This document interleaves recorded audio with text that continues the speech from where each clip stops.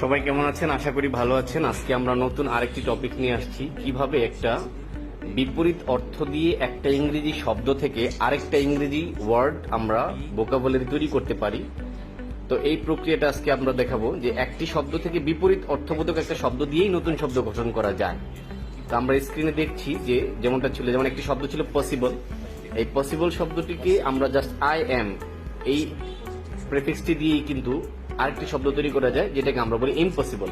অর্থাৎ পসিবল থেকে আরেকটি শব্দ আমরা তৈরি করলাম ইম্পসিবল অর্থবোধক শব্দ। এরপরে দেখুন একইভাবে ইউজ থেকে আসছে মিস ইউজ, জাস্ট আগে মিস এই সব প্রিফিক্সটি আমরা যুক্ত করে দিয়েছি।